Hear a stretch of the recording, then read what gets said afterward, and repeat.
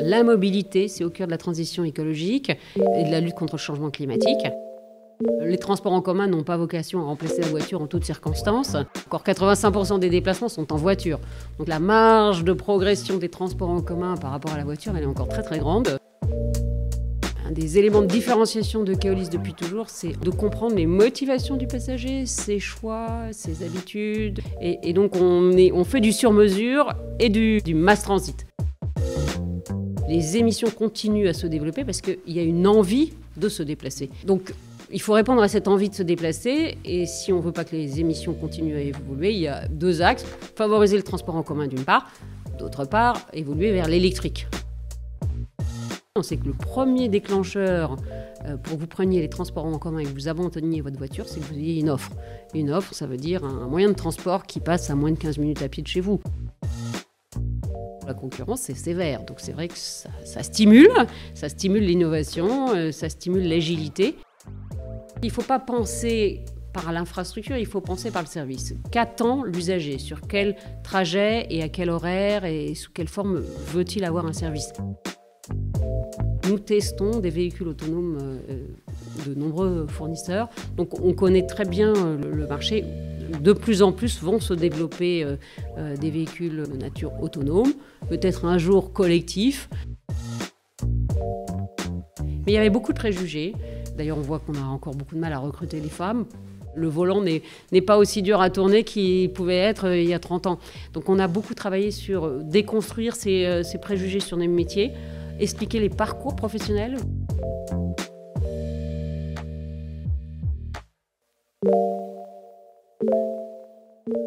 Bonjour à toutes et tous, je suis Marc Landré et vous écoutez le podcast de l'hypertransformation by SIA, le premier podcast qui décrypte de l'intérieur les transformations technologiques, organisationnelles et sociétales des entreprises. Tous les mois et demi, nous recevons un dirigeant d'entreprise qui prend le temps d'analyser les enjeux structurants de la transformation de son entreprise.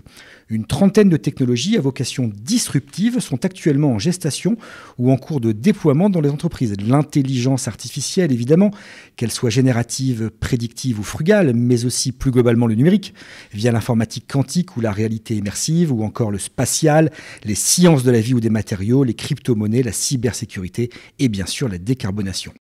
La combinaison de ces technologies, qui est la caractéristique de cette quatrième révolution industrielle, de cette hyper-transformation, change fondamentalement la donne et démultiplie la vitesse de développement des entreprises qui n'ont d'autre choix que de s'adapter, de se transformer en profondeur pour survivre.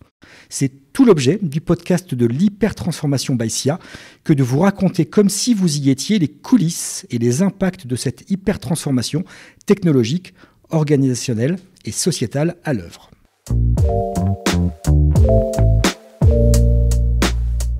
Après Olivier Duhat, Pascal Demurger et Augustin de Romanet en 2024 et Nicolas Dufourcq début 2025, nous avons le plaisir d'accueillir aujourd'hui Marie-Ange Debon, présidente du directoire du groupe Keolis, avec qui nous allons discuter pendant près d'une heure du choc de l'offre, de changement climatique, d'ouverture à la concurrence ou encore de décarbonation. Marie-Ange Debon, bonjour. Bonjour Marc. Vous allez bien ? Très bien, merci. Pour fixer les esprits, je vais commencer par présenter le groupe et vous présentez-vous. Alors, Keolis est un groupe privé de transport de voyageurs dans plus de 300 villes et 13 pays, notamment la Grande-Bretagne, les États-Unis, la Suède, les Pays-Bas, la Chine ou encore l'Inde.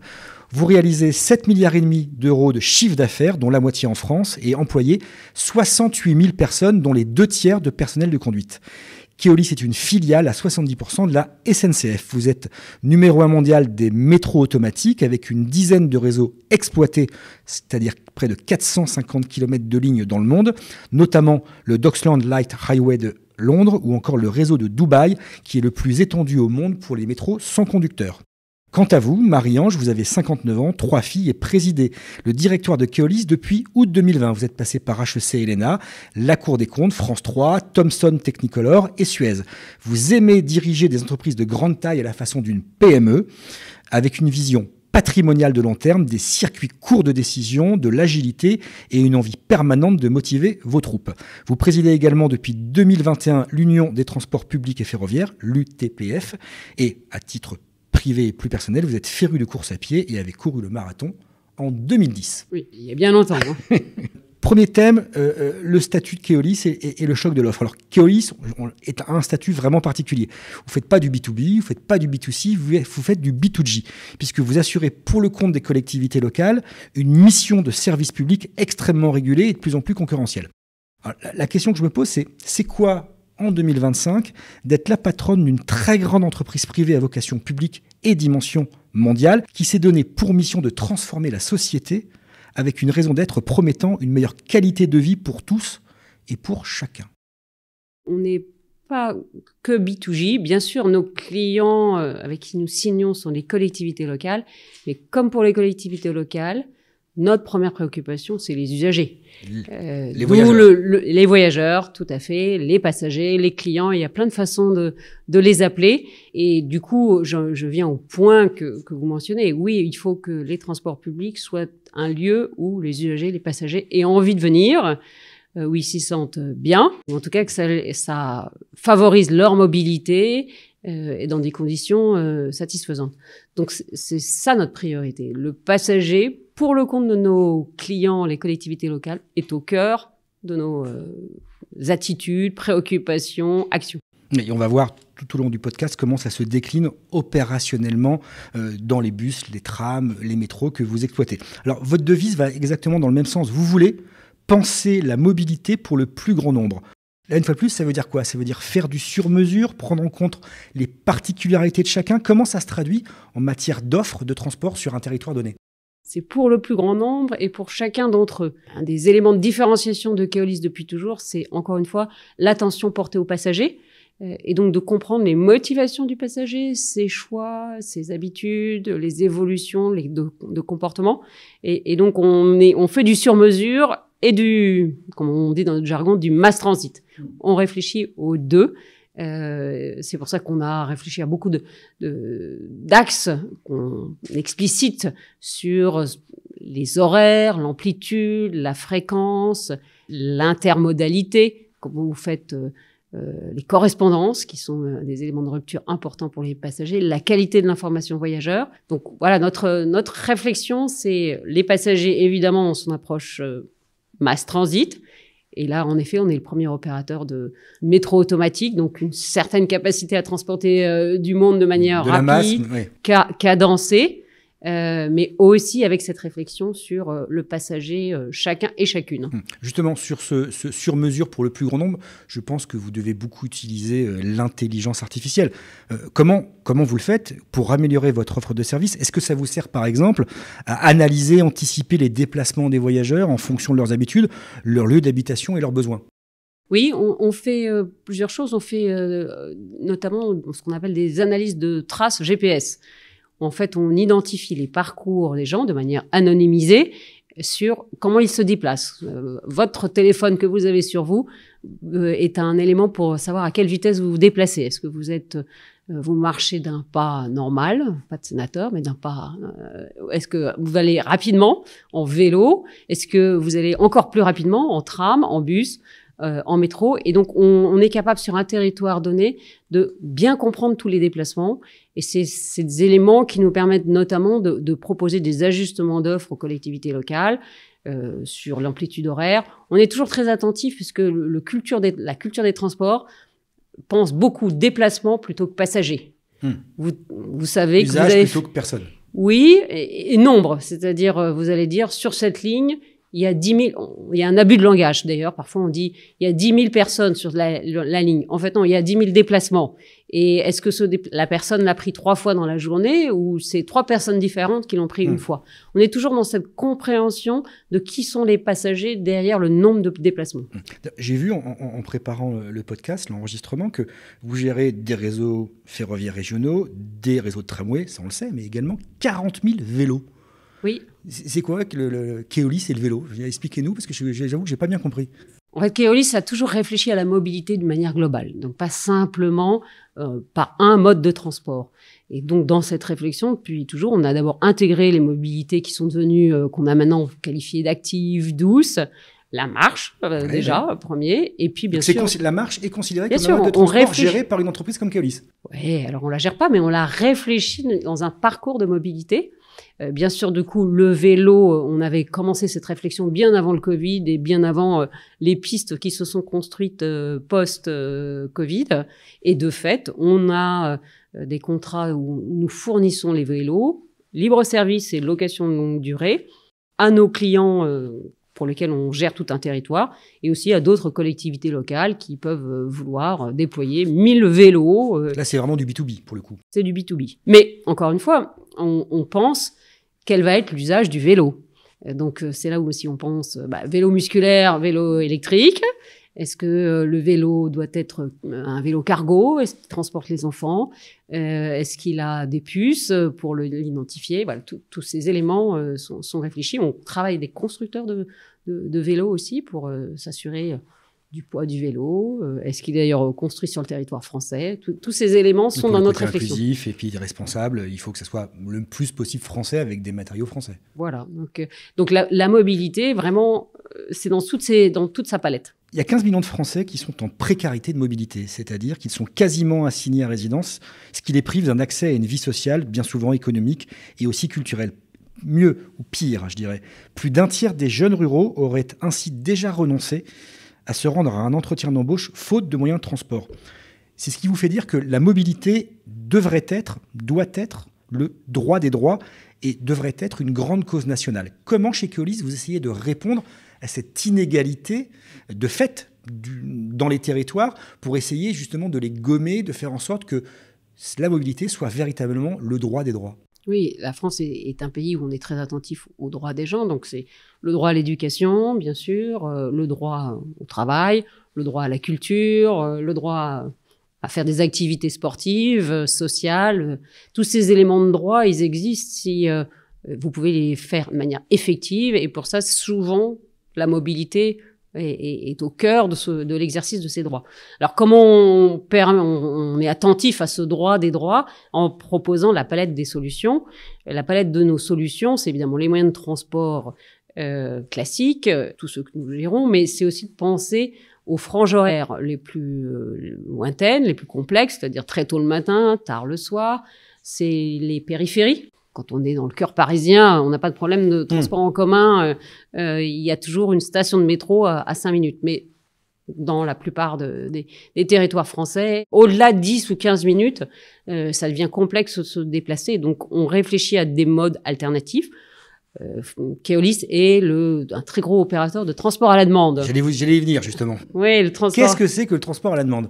Transport à la demande, ce sont des formules complémentaires des outils classiques de transport. C'est à partir de bus aussi, mais souvent de taille plus réduite, par exemple des 9 places. Et ce sont il y a plein de types de transport à la demande. Un premier, c'est simplement, comme pour une application Uber ou une application de taxi, vous commandez votre bus sur une ligne qui est, en gros, on va dire virtuelle, qui n'existe que si vous appelez qu'à la demande. Et donc, ça nous permet très souvent d'offrir aux collectivités locales un complément pour pas mettre en place une ligne régulière permanente. Donc, soit très tôt le matin, vous avez un métier employé pour nettoyer les bureaux. Vous commencez en général avant les gens qui arrivent au bureau. Il n'y a pas forcément les moyens de transport. C'est un moyen de vous déplacer. Les jeunes, le jeudi soir, le vendredi soir et le samedi soir, si c'est les seuls à utiliser les moyens de transport, c'est un complément. Et puis, les zones géographiques. Donc, aujourd'hui, on a des transports à la demande qui fonctionnent très, très bien. Deux de nos grands lieux de transport à la demande qui d'ailleurs, inspirent d'autres collectivités locales, c'est Orléans et Strasbourg qui ont... donc, ce ne sont pas des petites villes. Non, ce sont des villes qui, justement, ont essayé d'appréhender la périphérie, les territoires plus éloignés des cœurs de ville, pour justement permettre ce droit des droits. Et c'est une réponse aussi à ces 45% de jeunes ruraux qui expliquent avoir des difficultés pour se rendre sur leur lieu de travail quotidiennement? Bien sûr. Alors, les transports en commun n'ont pas vocation à remplacer la voiture en toutes circonstances, mais on a encore 85% des déplacements sont en voiture.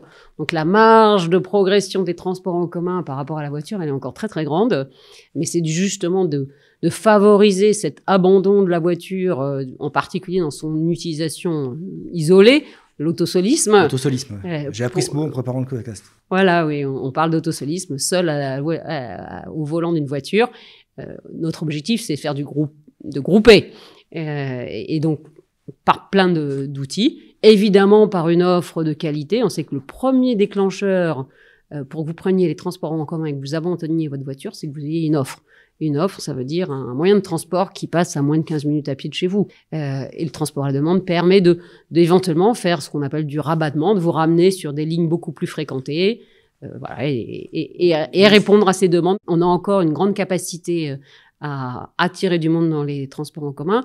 D'une certaine manière, le monde qui est beaucoup plus éclaté en termes d'horaire, on parle souvent d'une archipélisation de la société, ça veut dire des vies de nature différente. Le télétravail a induit aussi des parcours différents, fait qu'on étale beaucoup plus les transports dans une journée. Et donc, voilà, on a une capacité à accueillir plus de monde dans les transports en commun. Et la congestion des villes est un vrai sujet, pas simplement à Paris ou dans les villes de pays très émergents. La congestion des villes va continuer de se développer parce que la mobilité, les gens en ont envie. Parfois, ils en ont l'obligation, mais c'est aussi se tourner vers l'autre. Oui, parce que quand on habite très loin du centre de la ville où on travaille, souvent, il faut des transports en commun pour pouvoir s'y rendre. Oui, alors il ne faut pas oublier que dans la palette des déplacements, le trajet qui fait domicile-travail, travail-domicile est une part finalement assez minoritaire. C'est plutôt autour de 25%. Une grande partie des déplacements des voyageurs, c'est pour faire autre chose. Il y a finalement en France... aller au voilà, sport, les courses, dans la famille, les vacances. Okay. Ouais. Donc c'est pour ça que c'est vraiment important de comprendre les attentes, les comportements. Deuxième thème du podcast, c'est sur le réchauffement climatique, qui est un point important sur lequel vous travaillez beaucoup. Alors, il y a de plus en plus de pluies diluviennes, de canicules à répétition, d'inondations en série, d'incendies dévastateurs, de sécheresses monstres, de fortes chaleurs. Toutes ces catastrophes climatiques de fortes intensités augmentent, tant en nombre qu'en intensité, et vous obligent à revoir, à adapter votre offre de transport pour des raisons de sécurité, de continuité de service, de confort des voyageurs ou encore de conditions de travail des salariés. D'ailleurs, vous avez lancé des audits dans 11 pays sur l'exposition des sites et des réseaux pour identifier les risques les plus pénalisants et les zones les plus exposées. La question que je me pose, c'est qu'est-ce qu'il en est ressorti de cet audit, de ce vaste audit, dans 11 des 13 pays dans lesquels vous opérez? Quels changements cela vous a-t-il conduit à prendre et quel plan d'action par zone vous avez mis en œuvre? Notre métier, il est au cœur de la transition énergétique. La mobilité, c'est au cœur de la transition écologique et de la lutte contre le changement climatique. Alors, vous parlez de l'adaptation. On travaille sur les deux aspects, l'atténuation et l'adaptation. Déjà, par nature, si vous obtenez du report modal, notre jargon, c'est-à-dire que finalement, les gens abandonnent leur voiture pour aller vers les transports en commun, vous réduisez les émissions de gaz à effet de serre de manière très notable. Donc, notre premier axe, évidemment, c'est favoriser le transport public parce que c'est le plus vertueux en matière environnementale. Il ne faut pas oublier que les émissions liées au transport, c'est 30% des émissions. Il ne faut pas non plus oublier que si on regarde sur une période... C'est essentiellement la voiture. Alors, c'est essentiellement la voiture et le chiffre n'a pas baissé depuis 2015. Donc, alors que l'offre de transport en commun, c'est plutôt oui, développé. Mais en fait, il y a un tel envie de mobilité. Évidemment, en 2020, il y a eu un petit pic, mais un petit pic à la baisse, parce qu'il y avait plutôt une faible mobilité, mais les émissions continuent à se développer parce qu'il y a une envie de se déplacer. Donc, il faut répondre à cette envie de se déplacer, et si on veut pas que les émissions continuent à évoluer, il y a deux axes. Favoriser le transport en commun d'une part, d'autre part, évoluer vers l'électrique, les bus électriques. Tiens, on va y revenir, c'est un peu plus tard dans le Alors du coup, j'ai pas quand même répondu à votre question sur l'adaptation. Je suis restée à l'atténuation pour l'instant. Vous avez lancé les audits pour faire en sorte que le changement climatique ait moins d'impact possible sur les réseaux et sur les infrastructures. Tout à fait. On avait lancé cette étude parce qu'on réfléchit beaucoup, en effet, à la lutte contre le changement climatique. Et on avait lancé cette étude il y a quelques temps qui nous a permis d'identifier des zones plus à risque. L'Australie, la Californie, le sud de la France. Et puis nous, on a vécu cette année un événement majeur de perturbations météo qu'on n'avait pas anticipées et naturellement, on peut vous paraître surprenante, c'est l'inondation à plus de 1 mètre de hauteur d'eau du métro de Dubaï. En avril, Il y a eu des inondations incroyables, il faudrait revoir les photos. On a parlé beaucoup de l'aéroport qui était fermé, mais le métro qui est absolument central dans la ville de Dubaï. Nous, on transporte... C'est le plus gros réseau au monde de métro autonome. C'est un très long réseau de métro autonome. On transporte 800 000 passagers, un peu plus de 800 000 passagers jour. Et aujourd'hui, la ville a besoin de cette colonne vertébrale. Inondation de toutes les installations électriques. Voilà, il a fallu très vite travailler au rétablissement du métro, qui était absolument essentiel pour que la ville ne soit pas bloquée. Donc, on a vraiment senti dans notre métier à quel point l'adaptation était un axe majeur. Alors, est-ce qu'on aurait pu... on aurait pu sans doute... l'épisode était très violent, donc on aurait pu en réduire l'impact. Mais ça montre à quel point il faut travailler collectivement à l'adaptation. Vous videz des canalisations d'évacuation avant, il faut des sacs de sable, il faut monter des barrières.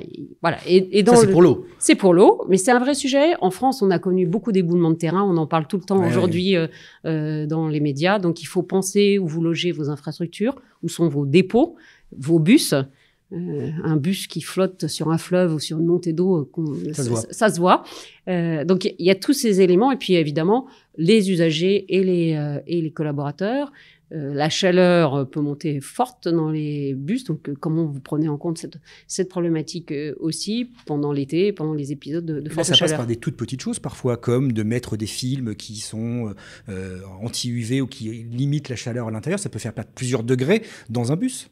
C'est tout à fait ça. Il y a à la fois la partie équipement, il y a la partie maintenance. Nos bus, nos trams, nos métros sont parfois utilisés de manière très intensive. Donc la maintenance, elle a lieu la nuit. Ouais. Il faut pas se tromper sur la maintenance. Il faut être sûr que la climatisation, si vous attendez un épisode de canicule, elle fonctionne très bien. Donc c'est toute cette prévention et la maintenance prédictive nous aide à réfléchir à ces éléments-là. Et pour quel résultat, je dirais? Est-ce que vous avez mesuré le retour sur investissement de toutes ces actions préventives que vous avez mises en œuvre pour limiter l'impact du changement climatique et des catastrophes naturelles sur vos infrastructures et les réseaux? Vous avez deux impacts positifs. D'abord, la qualité du service que vous apportez à vos usagers. Et puis ensuite, la gestion du risque. Quand vous avez un gros épisode qui conduit à la destruction de bus par un fleuve qui a monté de manière excessive, vous perdez vos... Donc, il y a un financement côté assurantiel. C'est d'ailleurs pour ça que les assureurs travaillent beaucoup à ce sujet de l'adaptation et que nous, on a fait même l'étude avec un assureur. Donc oui, vous avez à la fois un retour qualitatif et un retour financier dans la meilleure maîtrise de vos risques. Est-ce qu'on va assez loin sur ce sujet? Parce qu'on a l'impression qu'on est un peu dans une course contre le temps, contre la montre, que le réchauffement climatique est inéluctable et qu'on enfonce des portes ouvertes pour essayer d'en limiter les effets et les impacts. Je pense en tout cas, chez Keolis, on s'active de manière assez forte dans les deux aspects, atténuation, adaptation. Et c'est pour ça que je redis, le transport public est absolument essentiel si on veut réduire les émissions de gaz à effet de serre. Et en effet, on sait que de plus en plus, on aura du mal à respecter les accords de Paris. Nous avons pris une initiative, nous sommes mis sous le chapeau de ce qu'on appelle le SBTI. Donc, l'initiative qui est... Science Based Target Initiative, qui est vraiment l'association internationale mondiale qui évalue les comportements des entreprises par rapport à l'accord de Paris. Et on prend et on travaille à ce que nos évolutions d'émissions soient conformes à une action collective pour essayer d'empêcher le réchauffement climatique à hauteur de 1,5 degré. Autre gros sujet de transformation majeur pour Keolis, l'ouverture progressive à la concurrence des lignes de transport en commun, jadis sous monopole. Alors cette question vous est posée par Arnaud Aimé, qui est le CIO de SIA France et spécialiste des questions de transport chez SIA. On l'écoute et vous répondez ensuite. Bonjour Marie-Ange. Keolis vient de gagner coup sur coup en Île-de-France plusieurs appels d'offres majeurs, que ce soit sur de nouvelles lignes de métro, la 16, la 17, la 18, ou bien avec des lignes de bus avec la fin du monopole de la RATP, comme sur le réseau Marne-et-Brie, ou encore sur des infrastructures névralgiques, comme la gestion de la nouvelle gare Saint-Denis-Pleyel. Il y a un gros morceau qui arrive cette année avec la mise en concurrence des premiers lots de bus à Paris Intramuros. Donc, selon toi, quels sont les atouts de Keolis, la Keolis Touch, pour remporter ces marchés stratégiques face notamment au groupe RATP ou à Transdev? Vaste question. Merci beaucoup Arnaud pour la question. Alors d'abord, Keolis a toujours été dans la concurrence. Nous ne gagnons pas de contrat autrement que dans ces conditions. Donc c'est vrai en France et c'est vrai dans tous les pays. On a toujours été, notre culture est une culture d'appel d'offres. Et d'appel d'offres où la concurrence est sévère. Donc c'est vrai que ça stimule l'innovation, ça stimule l'agilité. Et tant en France qu'à l'étranger d'ailleurs. En France, bien sûr. Hors de la région parisienne, tous les appels d'offres sont des appels d'offres concurrentiels et c'est toujours comme ça qu'on a construit nos références. Alors pourquoi on a gagné? Moi, j'ai qu'une réponse, c'est le savoir-faire de nos équipes. C'est vrai que on est un très grand opérateur de métro automatique. Donc évidemment, les nouvelles lignes de métro du Grand Paris Express cochaient cette case. On a beaucoup réfléchi sur justement le parcours de l'usager dans les gares, comment optimiser les gares de ces lignes. Donc à la fois la dimension technique d'opérateur de métro et puis la dimension passager, information voyageur, voilà. Faire du lieu un lieu accueillant, travailler les circulations. C'est autour de ces deux grands savoir-faire, je pense que Île-de-France Mobilité nous a attribué ces lots.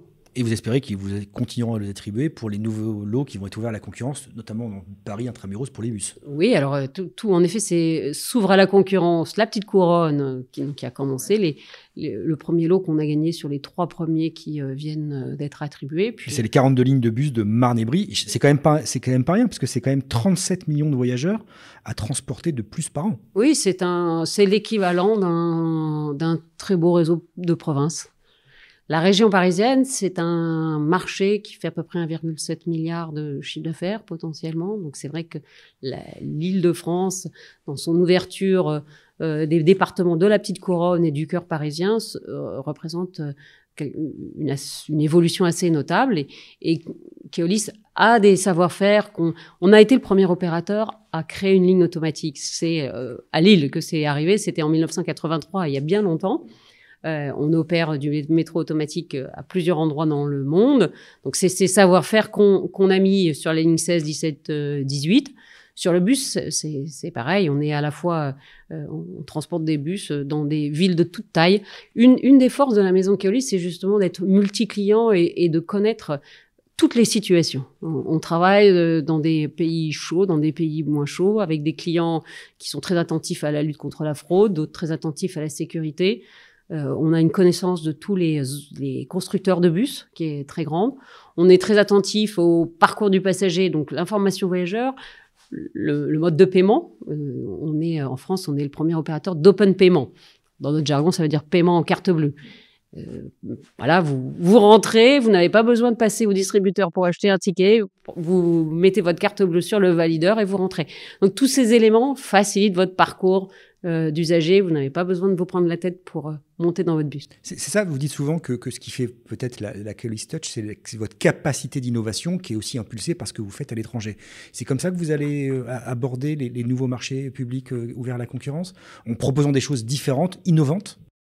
Oui, en réfléchissant au trajet et au parcours sur un territoire donné, où sont les besoins, les flux, les trajets qui sont les plus pertinents, quelles sont les innovations qu'attendent l'usager, bien sûr. C'est aussi la gestion de nos ressources humaines. Hein. Nous sommes une entreprise de service, donc ça veut dire une entreprise d'hommes et de femmes. C'est le premier des savoir-faire.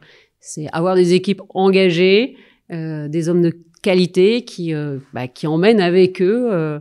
Les conducteurs, vous le disiez en introduction, représentent les 2/3 de nos 68 000 collaborateurs. Voilà, c'est cette matière humaine qui est absolument clé dans la qualité de service. Vous allez aller sur les RER métropolitains dont a parlé le président de la République. D'ailleurs, vous avez des infos sur ce que vont être ces RER métropolitains? Alors aujourd'hui, on parle plutôt de SERM, c'est-à-dire on met plus en avant, et c'est bien comme évolution, non pas RER qui faisait parler d'infrastructure, maintenant on parle de services. Quels sont les services? C'est pas tout à fait pareil parce que... je donne de la tête pour montrer mon côté un peu surpris. Parce que ça veut dire qu'il faut pas penser par l'infrastructure, il faut penser par le service. Qu'attend l'usager? Sur quel trajet et à quel horaire et sous quelle forme veut-il avoir un service? Et une fois que vous avez pensé ça, vous réfléchissez quel est le meilleur moyen de transport. Il ne faut pas confondre moyens et objectifs. Voilà. Et donc, et quels sont les moyens possibles? Ça va du ferroviaire, qui peut être lourd, qui peut être très rapide, qui parfois nécessite des investissements, à des moyens plus légers. Les cars express ont beaucoup aussi ont été beaucoup mis en avant dans le cadre des SERM. Ouais. Oui, et puis plus récemment, on a repoussé l'ancien ministre des Transports, François Durovray, qui avait le premier poussé cette problématique, y compris en Île-de-France. Île-de-France, j'allais vous dire, les cars express en Île-de-France, qui est une nouveauté. L'Île-de-France, c'est un territoire rural pour une grande partie. Donc, est-ce que le car express, c'est-à-dire un car qui va sur un trajet de manière rapide, qui a de la vitesse commerciale, qui parfois a des voies dédiées, une signalisation automatique, le passager cherche aussi à gagner du temps. Et puis qui fait banlieue, pas forcément, enfin couronne, pas forcément un passage par le centre de Paris. Exactement, il faut penser le trajet pour vraiment répondre à une demande. Donc oui, nous travaillons des réflexions sur SERM, il n'y a pas que... Il y a 24 SERM qui ont été labellisés en France, et après chacun évoluera avec ils sont de nature assez différente, avec des montants d'investissement très différents. Question un peu peut-être stupide que je me pose, mais quand on est une filiale de la SNCF, est-ce qu'on peut répondre à des appels d'offres d'ouverture à la concurrence de lignes de TER? Ces dernières années en France, on a eu tellement d'appels d'offres, et les appels d'offres sur le TER se sont beaucoup décalés dans le temps, donc on ne l'a pas fait. Et c'est vrai qu'il faudra qu'on se pose la question, c'est pas complètement naturel d'aller... est-ce que c'est pertinent? Tout dépendra un peu aussi, d'une part, du niveau de concurrence, et de la complexité de ces appels d'offres qui sont très complexes. Nous, on a une très grosse empreinte urbaine hors de Paris. On avait déjà beaucoup de contrats à défendre, comme on dit. Lille, Orléans, je l'ai mentionné, Besançon, Amiens, ces derniers mois. Donc, on s'est d'abord concentré sur notre cœur de savoir-faire, qui est le multimodal, métro, tram, bus. Cette année, on commence avec aussi deux autres appels d'offres nous concernant qui sont Rennes, là aussi avec un métro qui est complexe parce qu'il est en cours de modernisation, et puis Tours, donc et puis Rouen, alors en mode offensif. Nancy aussi. Voilà. Donc c'est un éternel recommencement. En tout cas, on a eu 3-4 ans extrêmement intenses en appels d'offres qui étaient notre priorité. Autre sujet majeur, quatrième sujet majeur de transformation pour le groupe Keolis, c'est la décarbonation de vos modes de transport et la transformation des usages. Alors, vous êtes fixé un objectif très ambitieux de réduction de 42% de vos émissions de gaz à effet de serre d'ici à 2030, essentiellement en développant des pistes alternatives au diesel, je pense aux biocarburants, au biogaz, à l'électrique, à l'hydrogène, et en déployant ces fameuses pistes qui correspondent le mieux aux besoins de chaque territoire dans ces territoires. Alors, où est-ce que vous en êtes aujourd'hui? Quelle est là ou les pistes alternatives qui sont les plus avancées pour vous conduire sur cet objectif de baisse de 42% de vos émissions de gaz à effet de serre? Oui, il y a toute une palette qu'on travaille avec les municipalités, les agglomérations.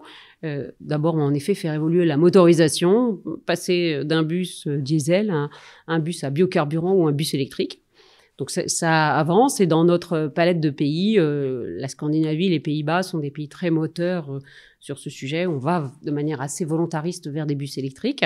C'est un premier axe. Dans nos autres pays, on travaille sur, par exemple, Boston. On fait tout le train de Boston, de la banlieue, les trains de commuting, comme on dit là-bas, donc trains de proximité, qui sont à ce stade diesel, et on a fait des propositions aux autorités de Boston pour passer sur des trains à batterie électrique. Donc c'est un deuxième axe sur des modes plus lourds, faire bouger la motorisation. Troisième axe, c'est aussi de développer du solaire, donc des panneaux solaires sur les dépôts, sur les lieux de stationnement. Donc voilà, on a une assez bonne palette. On a dans le comportement de nos conducteurs l'éco-conduite, sur lequel vous pouvez beaucoup jouer. Oui, vous pouvez faire 6%, c'est ça? Exactement, ouais. Oui, vous avez bien travaillé. 5-6% de baisse de la consommation et donc des émissions. Plus doucement C'est surtout en plus doucement ou en tout cas moins d'à-coups. Donc c'est cette attention et les conducteurs se prennent ce sujet, sont motivés sur ce sujet quand on leur donne aussi la possibilité de suivre leur propre performance environnementale. Est-ce que vous avez une deadline ou une target en tête sur lorsque votre parc de véhicules aura basculé quasi intégralement dans le non diesel? Voilà. C'est long, c'est un peu comme le parc de voitures. Le parc de voitures, aujourd'hui, il est à moins de 10% électrique et il va prendre plus de 15 ans. Je dirais que ce sera assez pareil sur les bus, pour bus et cars. Sur les cars, on est à moins de 1%, moins de 0,5%. D'abord parce qu'il n'y a pas forcément de cars électriques. Les constructeurs n'ont pas encore mis en place ces cars électriques. Et les batteries n'existent pas non plus. Alors les batteries commencent. La plupart des constructeurs sur le car sont des cars chinois. Donc il faut que les constructeurs soient là, il faut que toute la chaîne soit là. Il faut ensuite qu'une fois qu'ils ont conçu, ils soient capables d'industrialiser. Et on voit que beaucoup de constructeurs de bus et de cars ont pris du retard dans leur programme d'industrialisation. Donc, ce sera une période longue de transition où nous allons vivre avec de la multi-énergie. Et c'est un de nos savoir-faire que nous offrons aux agglomérations, c'est d'être à l'aise et de faire fonctionner plusieurs énergies. Et sur un dépôt de bus, où vous avez parfois 100, 200 bus, il faut faire coexister de l'électrique avec du gaz et du thermique. C'est pas si facile que ça d'un point de vue sécurité, avec des normes et des réglementations qui sont de plus en plus contraignantes. Voilà, c'est cette cohérence. Et puis, le mode électrique repense complètement la conduite. Vous devez, vous rechargez pas votre bus en un quart d'heure à la station de service. Il faut avoir bien pensé l'exploitation des bus pour que... Donc, ça va être une période de transition qui sera relativement longue. On le voit aux États-Unis avec certains taxis. Est-ce que le bus, le car autonome, c'est l'avenir? Est-ce que Keolis y travaille, y réfléchit?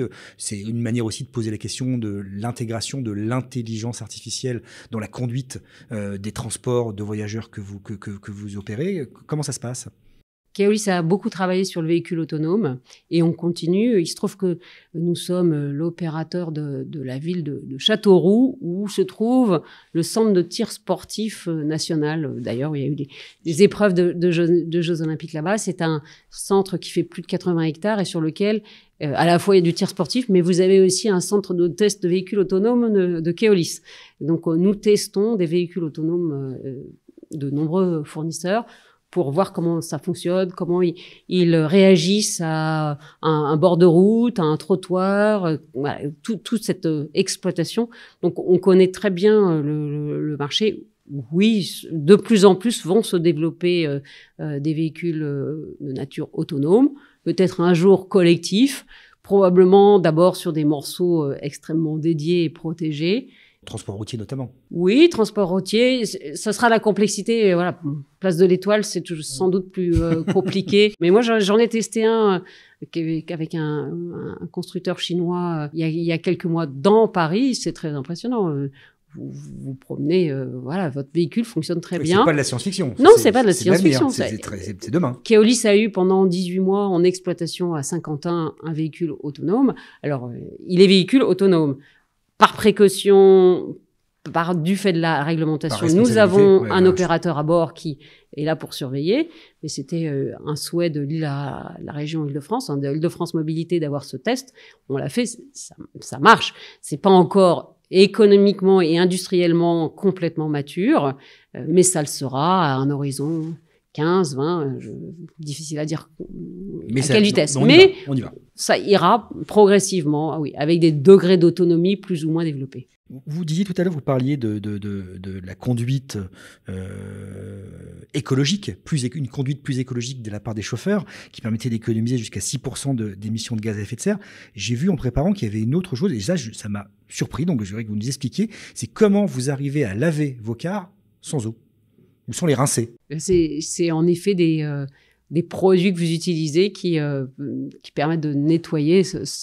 Voilà, c'est une innovation qu'on a trouvée chez un fabricant à Lyon et que donc on a utilisé. Alors pas toujours duplicable, mais oui, voilà, c'est tout ce petit genre d'innovation. On est très attentif au recyclage des déchets, l'eau, bien sûr. Nos agglomérations sont devenues aussi vigilantes. Par exemple, nous exploitons beaucoup de tramways. Souvent, et c'est très beau esthétiquement, les lignes de tram ont des parcours verts. À quelle vitesse vous devez les arroser? Est-ce que vous avez des semences qui permettent de moins arroser? Tous ces petits éléments de réflexion sur la biodiversité et sur l'environnement que nous essayons d'intégrer. Alors, 5e thème, sur la sécurité des femmes. Cette question de la sécurité des femmes dans les transports publics est essentielle. Et je vous sais très engagé sur ce sujet fondamental à l'heure où les sujets de sécurité et d'incivilité sont devenus des enjeux majeurs pour les entreprises qui accueillent du public. Alors, qu'est-ce que vous faites concrètement chez Keolis pour garantir aux femmes qui empruntent les lignes, vos lignes, ou qui y travaillent, notamment comme conductrices, à un endroit, je dirais, safe place? J'ai coutume de dire que le transport est genré. Alors, je m'explique. Le transport public, vous avez plus de femmes que d'hommes. Les femmes utilisent les transports publics de manière beaucoup plus notable. Les autosolistes sont plus des hommes que des femmes. Les cyclistes sont beaucoup plus des hommes que des femmes. Et les piétons sont beaucoup plus des femmes que des hommes. Donc, on voit qu'en France, vous avez des comportements qui sont différents vis-à-vis de la mobilité et du transport. Donc, c'est vrai que dans les transports publics, les femmes représentent plus de 60% des passagers.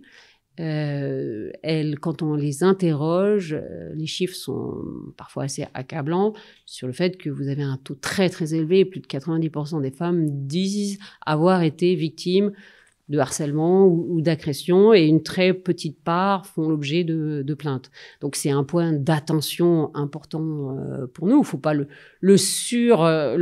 rendre excessif non plus, parce que heureusement les transports publics sont quand même en général très sûrs, mais c'est un point d'intention pour nous. Et on a plusieurs champs d'action. Déjà, on fait ce qu'on appelle des marches exploratoires, c'est-à-dire que nous prenons des échantillons sur un territoire donné de femmes représentant des âges, des cultures, des profils relativement différents, et on leur fait faire des parcours à des moments de la journée différents et des parcours différents sur les réseaux, pour identifier les lieux sombres, les lieux où nous-mêmes, en tant qu'opérateurs, on ne s'est pas rendu compte, mais il y aurait un risque d'insécurité, des angles morts. Et avec ce travail, déjà, on se rend mieux compte de choses que parfois nos opérateurs ne voient pas, ce qui peut nous conduire à changer l'éclairage, qui peut nous conduire à mettre des téléphones d'appel d'urgence. Changer peut-être aussi des circuits. Tout à fait. Modifier les lieux pour prendre en compte cette préoccupation. Donc ça, c'est un axe très dédié aux femmes. On a beaucoup développé aussi avec des partenariats avec des associations, des applications qui permettent de suivre votre parcours. Vous partez, une jeune fille qui sort tard le soir et on a un partenariat avec une société qui s'appelle Yume. Vous pouvez mettre votre parcours, vos parents savent où vous êtes, et vous avez des lieux tierces qui sont prêts à vous accueillir si vous avez des moments d'inquiétude. On a dans les bus, on a la descente à la demande. Quand quelqu'un a le sentiment, quelqu'un est importuné, peut demander au conducteur. On forme à descendre et donc arrêter l'incident qui peut avoir commencé. On forme nos conducteurs et nos conductrices sur ce sujet. Donc on a toute une palette d'actions. D'une façon générale, on travaille sur le sujet de la sécurité, de la lutte contre la fraude. On travaille avec les forces de l'ordre, on travaille avec la gendarmerie, la police pour faire des opérations et voilà, créer ce sentiment de sécurité et augmenter la sécurité dans les transports publics. Est-ce que, là encore, l'IA peut vous aider à améliorer la sécurité des femmes mais aussi des hommes dans les transports publics? Oui, on a des caméras, notamment en particulier, on fait des expériences sur la ligne de métro que nous avons à Londres qui dessert la partie des Docklands, tout l'est de Londres. Et on a des caméras qui sont équipées de dispositifs qui permettent en fait de remplacer l'œil humain. Quand vous avez trop de caméras que vous devez surveiller, vous n'êtes pas forcément toujours attentif aux colis oubliés, aux intrusions sur les rails quand votre métro passe dans des environnements qui ne sont pas souterrains et accessibles. Donc, on a des dispositifs d'intelligence artificielle adossés à des caméras qui permettent d'avoir un œil digital plus puissant et plus attentif que l'œil humain. Alors, dernier thème du podcast, sur l'emploi. Vous recrutez plus de 12 000 CDI par an, dont la moitié en France. Alors, si la situation s'est un peu améliorée depuis le Covid, la question des recrutements reste sensible chez Keolis et même plus largement dans le secteur des transports publics. Alors, c'est Nicolas Dufourcq, le DG de BPI France et précédent invité du podcast de l'hypertransformation by SIA, qui vous pose justement une question sur le sujet. Là encore, on l'écoute et vous lui répondez dans la foulée. Bonjour Marie-Ange. La question que je peux me poser, c'est, si je me mets à ta place, comment tu fais pour recruter, sachant que c'est de plus en plus difficile dans ton métier. Merci. Merci Nicolas pour cette question. Ça a été un sujet qui nous a beaucoup occupé post-Covid 2021. Donc très tôt, on a senti qu'il y avait un sujet sur le recrutement. C'est un sujet qui avait été peu présent avant dans le secteur des opérateurs. Et chez Keolis, dès 2021, on a senti qu'il fallait qu'on y travaille. Par ailleurs, chez nous, on a une complexité accrue, c'est Keolis. Tout le monde ne connaît pas Keolis. On a une marque qui est très souvent s'efface derrière les marques de nos agglomérations. Donc, vous êtes à Rennes, vous êtes un utilisateur du réseau Star. Vous n'êtes pas forcément en conscience que vous allez travailler pour Keolis. Vous êtes à Bordeaux, c'est TBM. Vous êtes à Lille, c'est Ilevia. Vous êtes à Dijon, c'est Divia. Donc, nous sommes multimarques, mais ce sont les marques de nos agglomérations. Et donc, comment vous créez ce sentiment que vous pouvez rejoindre un groupe, avoir des parcours, cette complexité, on l'a traité alors récemment parce qu'on vient de relancer une campagne de marque employeur. Donc, c'est un angle. Mais surtout, dès 2021-2022, on a travaillé sur 2 points clés. Comment recruter, alors avec des campagnes actives sur le terrain, tout évidemment avec France Travail, mais pas que avec France Travail. Beaucoup de collectivités locales organisent des salons. On était présents sur les salons, on montrait nos métiers. Jusqu'à présent, je pense qu'on n'avait jamais explicité ce que c'était que notre métier. Pourtant, tout le monde le connaît. Je veux dire, tout le monde le connaît. Pour les 2/3 des emplois, c'est pas que ça, mais il y avait beaucoup de préjugés. D'ailleurs, on voit qu'on a encore beaucoup de mal à recruter les femmes. Pourquoi? Alors que c'est un métier conducteur, vous avez pas les mains dans le cambouis et physiquement, c'est pas dur. Le volant n'est pas aussi dur à tourner qu'il pouvait être il y a 30 ans. Donc, on a beaucoup travaillé sur déconstruire ces préjugés sur nos métiers, expliquer les parcours professionnels. Oui, parce que quand on commence chauffeur de bus, qu'est-ce qu'on peut être plus tard? Oh, on peut faire plein de choses. Plein de choses? Oui. Conducteur de bus, souvent un conducteur de bus, il est ensuite animé dans une équipe. Donc, vous pouvez passer encadrant. Donc, vous allez encadrer 50 conducteurs, par exemple. Vous allez être régulateur. Vous êtes dans un PC de sécurité et vous informez en permanence vos conducteurs de la vitesse, des incidents sur le trajet. Vous pouvez travailler en agence. D'ailleurs, on a des conducteurs qui alternent. Faire du contrôle ou faire de la conduite. On a des conducteurs qui font de l'accueil de nos clients au moment des renouvellements d'abonnement. Voilà, vous avez toute une palette. On est un métier à ascenseur social très fort. On recrute, finalement, la seule demande, c'est le permis de conduire Et vous formez sur le tas après. On forme, bien sûr. Et puis, vous pouvez, au fur et à mesure, grandir dans la maison et avoir une grande palette de métiers différents. On a beaucoup d'ateliers de maintenance, c'est pas connu aussi. Mais, donc, on est concurrent à des concessionnaires automobiles, des garagistes. Pas de la maintenance pour vos matériels. Et bien sûr. Donc, il faut savoir faire la maintenance d'un bus. Et puis, on forme là aussi. Il faut faire de la transition du bus thermique vers le bus électrique. Donc, voilà, on a fait tout ce travail sur le recrutement. Ça, c'était un grand angle. Et le deuxième angle important, c'était la fidélisation. C'est-à-dire que c'était bien de recruter, mais il fallait garder. Parce qu'il y a eu énormément de tensions sur tous les marchés. Donc, tous les secteurs se sont mis à se concurrencer. On sait que la restauration a connu des difficultés, la logistique, tout le monde a cherché à recruter. Donc, comment vous fidéliser? Nous, on a travaillé beaucoup sur l'équilibre vie professionnelle, vie personnelle, pour que on ait un métier à contrainte horaire. Souvent, vous commencez tôt le matin, vous pouvez être amené à travailler le week-end.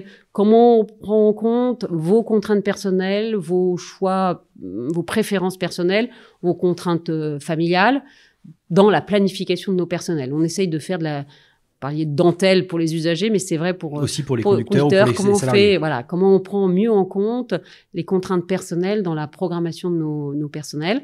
Voilà, et puis comment on les avec nos managers de proximité, comment on leur donne des perspectives professionnelles.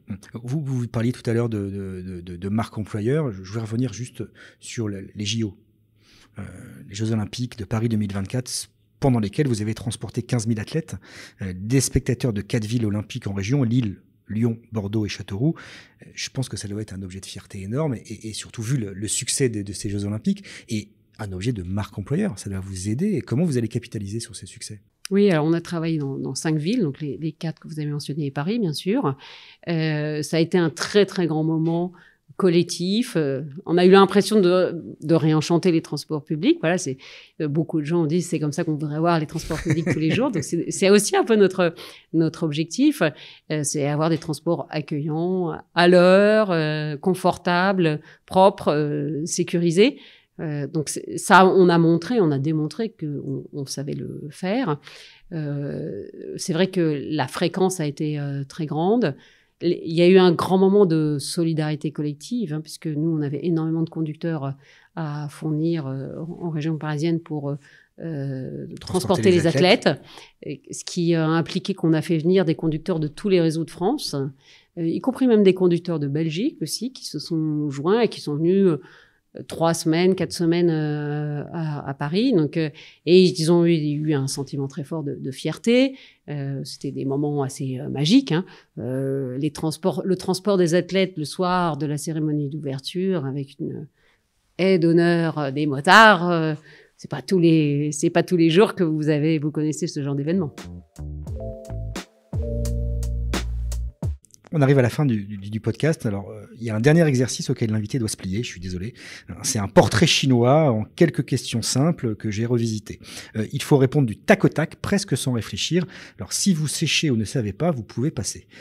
Quelle est votre devise professionnelle, si jamais vous en avez une? J'aime bien la phrase de Mandela qui est « Ils ne savaient pas que c'était impossible et ils l'ont fait ». Quel est votre principal geste écolo pour réduire votre empreinte carbone? Prendre les transports en commun. Le métier que vous vouliez exercer quand vous étiez petite? Psychanalyste. Le héros, réel ou fictif, qui vous inspire dans votre travail? Gisèle Halimi. Vous êtes plutôt ChatGPT, copilote, DeepSeek ou le chat? Mistral AI. Donc le chat. Votre mode de transport préféré, ça c'est facile. Le tram. Allez, pour en choisir un voilà. parmi tous. La qualité première d'un dirigeant? Il faut plusieurs qualités, à mon sens. J'y dirais au moins 2 qualités pour moi. Je pense que l'engagement des collaborateurs, c'est un point clé pour moi. Donc, c'est autour de l'équité et de l'exemplarité. Et puis, probablement, le cap, savoir, vous savez où vous allez et vous pouvez le faire partager. Le défaut dont vous n'arrivez pas à vous défaire? Je pense que mes filles diraient que j'ai beaucoup de mal à parler de choses personnelles. L'appli que vous utilisez le plus? Allez, une appli de livre audio. Et votre endroit préféré dans le monde pour décompresser? Peut-être ma maison à la frontière du Gard et de l'Ardèche, qui est très isolée. Alors on arrive au terme de ce podcast. Merci infiniment Marie-Ange d'avoir échangé avec moi sur l'hypertransformation de Keolis. Est-ce que vous avez un mot de conclusion, une dernière pensée à nous partager en réponse à une question essentielle que je ne vous aurais pas posée? Non, mon objectif, c'est de réenchanter les transports publics, donc je mets toute mon énergie en ce sens. Merci à toutes et à tous de nous avoir écoutés et n'hésitez pas à vous abonner au podcast de l'hypertransformation by SIA pour être informé en temps réel de la mise en ligne du prochain épisode dont l'invité sera Thibaut Guilly, le DG de France Travail. Merci à tous. Merci Marc.